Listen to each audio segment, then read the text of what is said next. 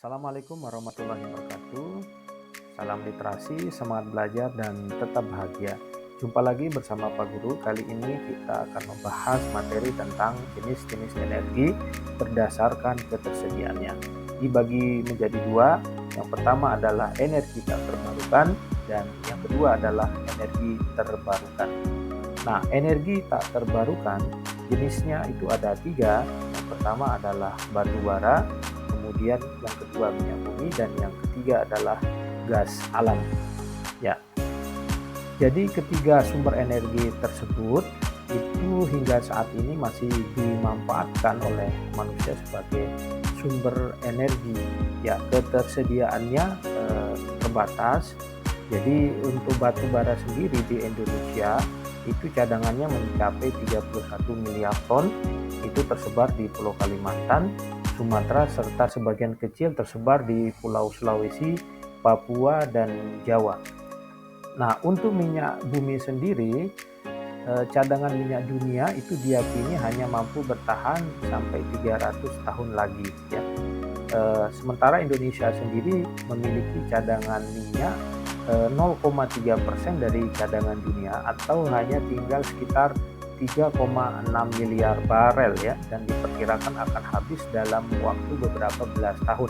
Ya, jika dibandingkan dengan Venezuela itu sangat jauh. Venezuela itu punya cadangan minyak bumi sekitar 300 miliar barel. Nah, sementara untuk gas alam sendiri, negara kita Indonesia itu negara yang kaya dengan gas alam, namun karena infrastruktur yang belum memadai sehingga cadangan ini belum bisa dieksplor atau belum bisa dimanfaatkan secara maksimal. Nah, kita bahas dari batu bara. Jadi apa sih unsur utama dari batu bara? Jadi ada 3 unsur utama penyusun batu bara, yaitu hidrogen, karbon, dan oksigen. Nah, proses terbentuknya batu bara itu melalui proses yang namanya pembatubaraan atau qualification ya. Jadi pada proses ini terjadi penggabungan proses secara biologi, kimia, dan fisika. Jadi batu bara itu dulu awalnya adalah tumbuhan purba, pohon purba yang tumbang kemudian masuk ke rawa, terus mengalami proses yang namanya dekomposisi yang menghasilkan peat atau gambut. Nah, kemudian karena pengaruh waktu dan kedalaman timbunan itu mengubah struktur gambut menjadi lebih padat ya, sehingga lama-kelamaan jutaan tahun jadilah batu bara. Jadi batu bara ini mengalami tekanan, mengalami panas dengan suhu yang cukup tinggi di bawah permukaan tanah. Nah, dalam prosesnya batu bara itu ternyata mengalami panas, tekanan, dan waktu pembentukan yang berbeda-beda. Ini yang menyebabkan jenis batu bara yang terbentuk itu menjadi beragam ya. Setidaknya ada 4 jenis batu bara berdasarkan perbedaan tekanan yang dialami, panas yang dialami, serta proses waktu pembentukan yang dialami. Yang pertama adalah lignit, kemudian subbituminus, yang ketiga bituminus, dan antrasit. Jadi jenis batu bara antrasit adalah batu bara yang mengalami tekanan, panas, dan waktu pembentukan yang paling lama dibanding 3 jenis batu bara yang lain. Sementara lignit itu adalah batu bara yang paling muda. Dia masih mengandung kadar air yang tinggi ya, karena tekanan, panas, dan waktu pembentukannya itu relatif lebih pendek dibandingkan jenis batu bara yang lain. Nah, lignit itu energinya sekitar 2.500 kilokalori per kilogram, kemudian kandungan airnya masih sekitar 25-75% ya, cukup tinggi. Kemudian subbituminus dia bisa mampu menghasilkan energi sekitar 2.500 sampai 4.000 kilokalori per kilogram dengan kandungan air yang lebih sedikit 25% sampai 35%. Sementara subbituminus di atasnya, di atasnya subbituminus itu ada bituminus, energinya yang dikandung itu sekitar 4.000 sampai 5.000 kilokalori per kilogram dengan kandungan air sekitar 10% sampai 25%. Nah, antrasit adalah jenis batu bara yang berkualitas tinggi, yang paling tinggi di kelasnya. Energi yang dikandung oleh batu bara antrasit ini lebih dari 5.000 kilokalori per kilogram dengan kadar air di bawah 10%. Jadi di pasaran antrasit ini harganya tentu jauh lebih mahal dibanding jenis batu bara yang lain. Nah, pemanfaatan batu bara itu dibagi menjadi dua. Ada teknik coking coal, yang kedua adalah thermal coal. Kalau coking coal itu batu bara yang dimanfaatkan sebagai bahan baku proses peleburan baja dan besi di pabrik ya. Kemudian kalau untuk thermal coal itu adalah pemanfaatan batu bara untuk pembangkit listrik atau di PLTU ya, pembangkit listrik tenaga uap. Nah, itu tadi batu bara. Sekarang minyak bumi ya. Minyak bumi itu merupakan campuran kompleks ya, senyawa organik yang mudah terbakar yang berasal dari jasad klinik, kemudian dari sisa-sisa tumbuhan serta hewan yang tertimbun selama jutaan tahun ya. Jadi unsur utama dari minyak bumi sendiri itu adalah hidrogen dan karbon. Nah, proses pemurnian minyak bumi itu namanya distilasi ya. Distilasinya bertingkat ya. Jadi pengolahan minyak bumi itu dilakukan secara distilasi, yaitu teknik pemisahan dan pemurnian zat cair berdasarkan titik-titik dan kemudahan suatu bahan untuk menguap ya. Nah, proses pembentukan minyak bumi mula-mula sisa organisme yang terkubur di dasar laut. Seiring berjalannya waktu, sisa-sisa organisme ini ditutup oleh lumpur dan garam. Kemudian dalam jutaan tahun terbentuklah sedimen dari sisa organisme hidup tadi. Tekanan dan panas itu akan mengubah sedimen menjadi minyak bumi. Ya, kemudian minyak bumi yang terbentuk di dalam batuan dan terkubur di dalam bumi itu kemudian diekstraksi oleh manusia untuk digunakan sebagai sumber energi. Nah, proses pemurnian minyak bumi itu dinamakan dengan destilasi bertingkat. Jadi mula-mula minyak mentah itu dididihkan, kemudian nanti dihasilkan fraksi-fraksi minyak bumi. Nah, gas itu dididihnya paling rendah ya, di bawah 20 derajat Celcius.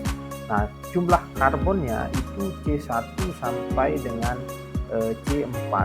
Kemudian untuk bensin itu titik didihnya itu di atas gas 70 derajat sampai 150 derajat Celcius dengan jumlah karbon sekitar 5 sampai 12. Yang paling tinggi jumlah karbonnya karena dia tidak bisa menguap adalah residu. Residu itu adalah sisa dengan jumlah karbon lebih dari 30.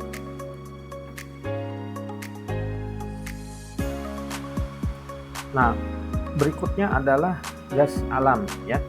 Gas alam itu tersusun dari campuran hidrokarbon yang berasal dari mikroorganisme, hewan dan sisa tumbuhan ya yang berada di bawah tanah selama jutaan tahun.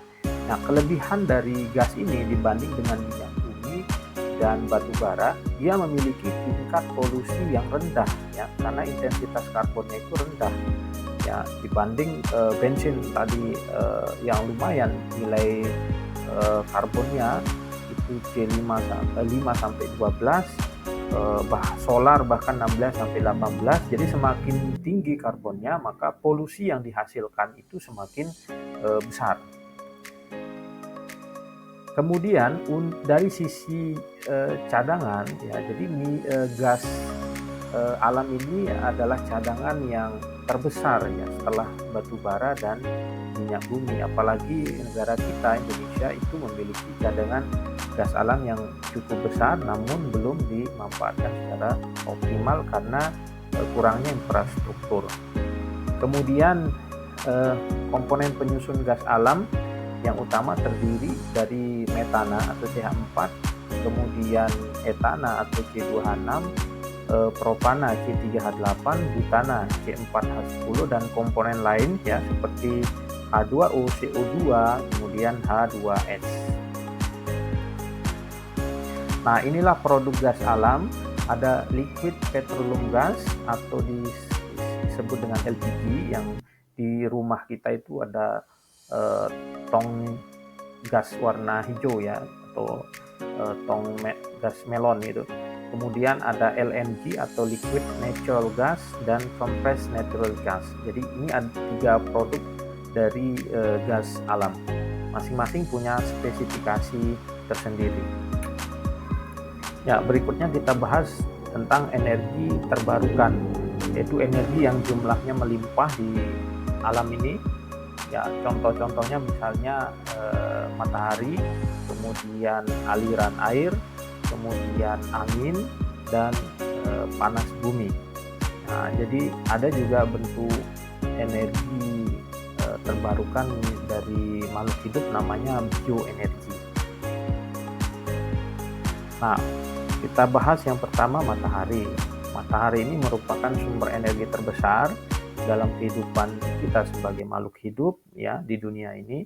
Energi matahari itu berasal dari reaksi fusi nuklir sehingga menghasilkan panas dengan suhu yang bisa mencapai 15 juta derajat Celcius pada inti matahari. Ya, matahari ini mengandung energi cahaya dan tentu saja energi panas.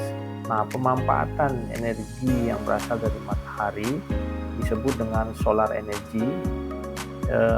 Itu dapat dilakukan melalui 2 cara, yaitu melalui sel surya atau fotovoltaik dan thermal surya. Nah, kalau fotovoltaik yaitu atau sel surya itu adalah komponen yang berfungsi untuk mengubah energi cahaya menjadi energi listrik melalui panel surya ya.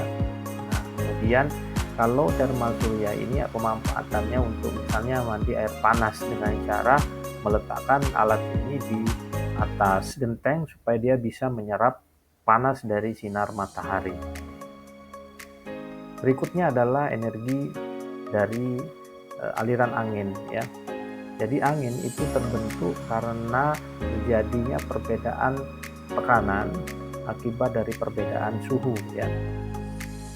Angin berhembus itu dari tekanan yang tinggi ke tekanan yang rendah.